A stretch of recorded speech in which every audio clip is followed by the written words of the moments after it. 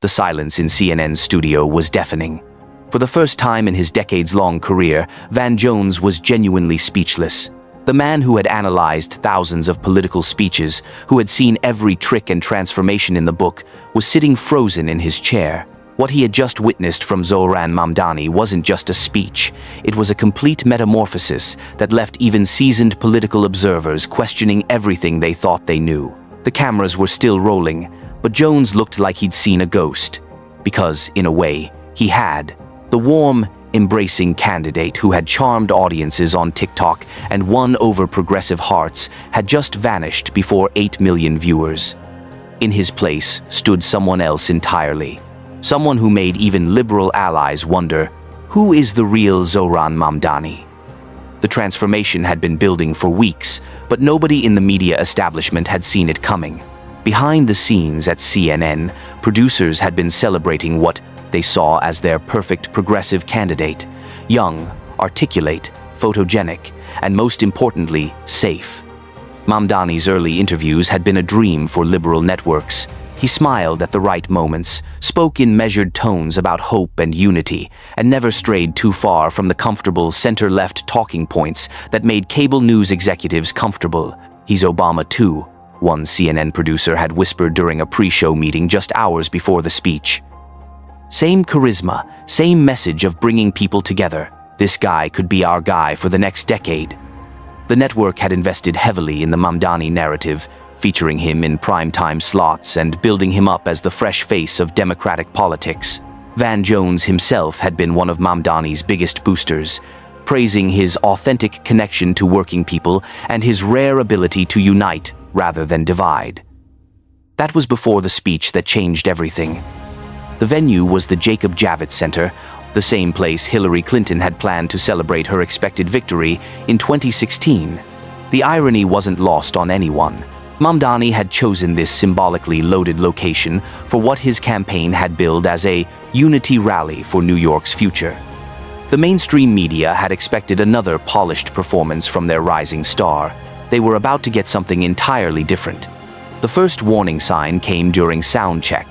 Maria Santos, Mamdani's campaign manager, noticed something different in his voice during rehearsal. The warm, conversational tone that had made him a social media sensation was gone. In its place was something harder, sharper, more intense. "Zohran, maybe dial it back just a bit," she had suggested nervously. "Remember, we want to bring people together, not..." But Mamdani had cut her off with a look that made her step back. "Maria, I'm done pretending to be something I'm not. Tonight, they get the real me."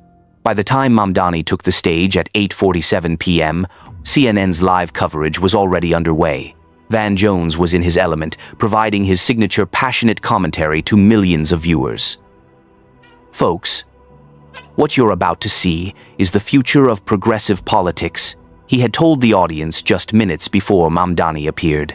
"This young man represents everything we've been hoping for, someone who can speak truth to power while building bridges across divides." The first 10 minutes of the speech seemed to confirm Jones's optimism. Mamdani hit all the expected notes about economic justice, healthcare, and education. His delivery was energetic but controlled, passionate but polite. In CNN's control room, producers were nodding approvingly. This was exactly what they had hoped for: progressive enough to energize the base, moderate enough to avoid scaring centrists. But then, something shifted. Maybe it was the crowd's energy feeding back to him, or maybe it was the weight of months of performing a character that wasn't really him. Whatever triggered it, the transformation was dramatic and immediate. Mamdani's voice began to rise, not gradually but in sharp jumps that made the audio engineers scramble to adjust levels.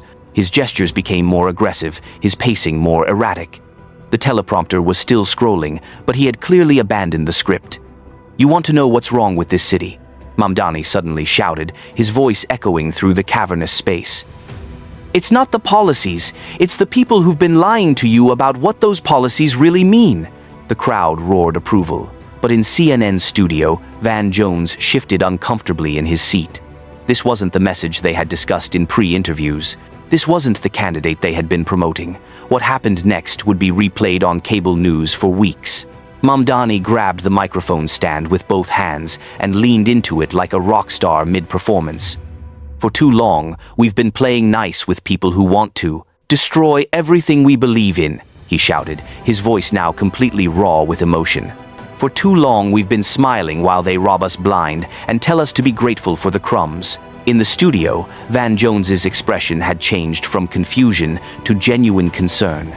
The man he was watching bore little resemblance to the thoughtful, measured candidate he had interviewed just weeks earlier. This wasn't the warm, embracing guy close to working people that Jones had praised on air. This was someone else entirely, someone angrier, more radical, potentially more dangerous to the carefully constructed coalition that Democrats had been building. The billionaires want us to whisper our demands, Mamdani continued, his voice now hoarse but still carrying to every corner of the arena. They want us to ask politely for our rights, to say please and thank you while they steal our futures. Well, I'm done whispering. The last word was delivered at such volume that it distorted through the sound system, creating a jarring effect that made viewers at home reach for their remote controls. By now, the contrast with his earlier public persona was impossible to ignore. Gone was the soft-spoken advocate who had gone viral for his thoughtful TikTok videos about economic inequality. Gone was the candidate who spoke about bringing people together and finding common ground. In their place was a figure who seemed to embody everything that moderate Democrats feared about the progressive wing of their party: raw anger, uncompromising rhetoric, and a willingness to burn bridges rather than build them. Van Jones's discomfort was becoming visible to viewers. The man who usually provided passionate, eloquent commentary was reduced to brief, hesitant observations.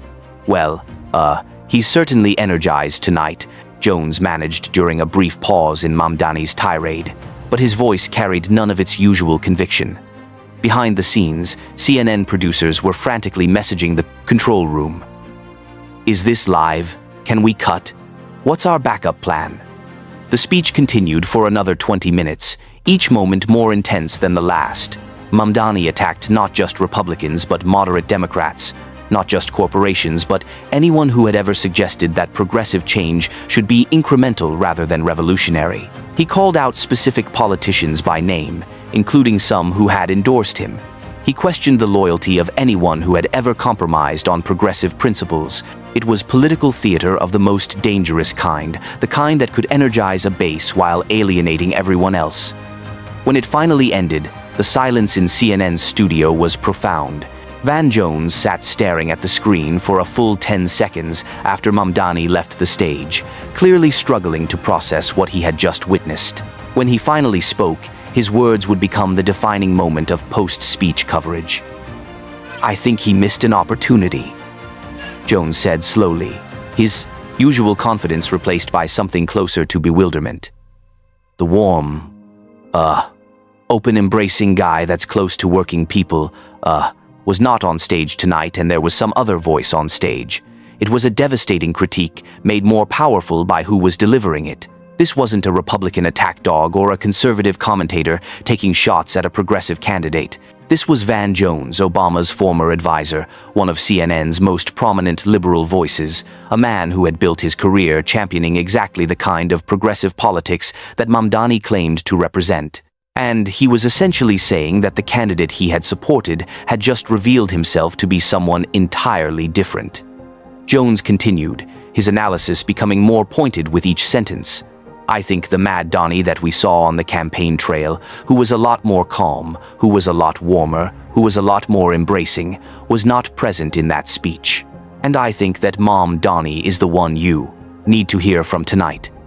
The nickname Mad Donnie would stick, becoming shorthand for this version of Mamdani that had emerged during the speech. But it was Jones's next observation that really captured the magnitude of what had just happened. There are a lot of people trying to figure out, can I get on this train with him or not? Is he going to include me? Or is he going to be more of a class warrior, even in office? The phrase class warrior hung in the air like an accusation. Coming from Van Jones, it carried special weight. This was a man who understood progressive politics from the inside, who knew the difference between advocating for working people and actively antagonizing everyone else. His suggestion that Mamdani had crossed that line was damning. "I think he missed a chance tonight to open up and bring more people into the tent," Jones continued, his disappointment palpable. "I think his tone was sharp. I think he was using the microphone in a way that he was almost yelling, and that's not the mom that we've seen on TikTok and the great interviews and stuff like that. So I felt like there's a little bit of a character switch here where the warm, open, embracing guy that's close to working people was not on stage tonight, and there was some other voice on stage. The phrase character switch would become central to the post-speech analysis. Had Mamdani simply revealed his true self, or had the pressure of the campaign transformed him into something he had never intended to become? The answer would determine not just his political future, but the trajectory of progressive politics in New York and beyond. Social media reaction was swift and divided. Progressive activists celebrated what they saw as Mamdani finally dropping the moderate mask and embracing his radical roots. Number Mamdani began trending, but not in the way his supporters hoped. Instead, it became a catchphrase for critics who saw his speech as evidence of the dangerous extremism lurking beneath his polished exterior. Moderate Democrats were horrified. 3 sitting council members who had endorsed Mamdani immediately began distancing themselves from his campaign. Union leaders who had praised his early message of unity started questioning whether he could actually govern a diverse city like New York. Most damaging of all, donors, including many small-dollar contributors who had been drawn to his hopeful message, began pulling their support. But perhaps the most significant reaction came from conservative commentators who felt vindicated by Mamdani's transformation. As one right-wing analyst put it during a response segment that would go viral, "I'm sorry, I know we all need friends and we should be looking for allies, but Van, does any of that surprise you? Are you surprised? What have I been saying for months?" He used the soft lens. He used the fake smile. He used the lo-fi music. It was all fake. Now he attained power and you're suddenly shocked that he switched tones. Well, wait till the full jihad tone kicks in, and then you will really be shocked. How are you a political analyst and not realize that this is exactly what's going on here? The fake smile critique stung because it contained just enough truth to be devastating. Looking back at Mamdani's early campaign videos, the contrast was stark. The measured, thoughtful candidate who had built a national following seemed like a carefully constructed persona designed to make progressive politics palatable to mainstream audiences. The angry figure who had dominated the stage at Javits Center felt more authentic, but also more frightening to anyone who wasn't already fully committed to his cause. In the days following the speech, Van Jones's analysis would be cited across the political spectrum as evidence that even Mamdani's allies were beginning to have second thoughts. The fact that such criticism was coming from CNN, a network generally sympathetic to progressive causes, gave it particular credibility. Conservative outlets played clips of Jones's reaction on repeat, using it as proof that the liberal media was finally waking up to the radical agenda they had inadvertently promoted. For Van Jones himself, the episode would mark a turning point. The man who had built his career as a bridge between progressive activism and mainstream politics found himself in the uncomfortable position of having to choose between his ideological sympathies and his political judgment. His criticism of Mamdani would earn him attacks from the progressive left, who accused him of betraying the movement at a crucial moment. But it would also establish him as one of the few liberal voices willing to acknowledge when progressive politics had gone too far. The long-term impact of that one speech would extend far beyond Mamdani's campaign. It would become a case study in the dangers of political authenticity, a reminder that sometimes the real person behind the carefully crafted public image is someone voters might not actually want to support.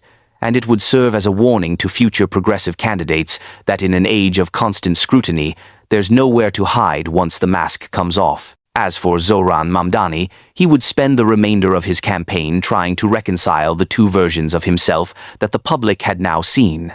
But the damage was done. Van Jones's panicked reaction had crystallized something that many voters were beginning to feel. The warm, embracing candidate they thought they knew was gone, replaced by someone they weren't sure they could trust. And in politics, as in life, once trust is broken, it's almost impossible to rebuild.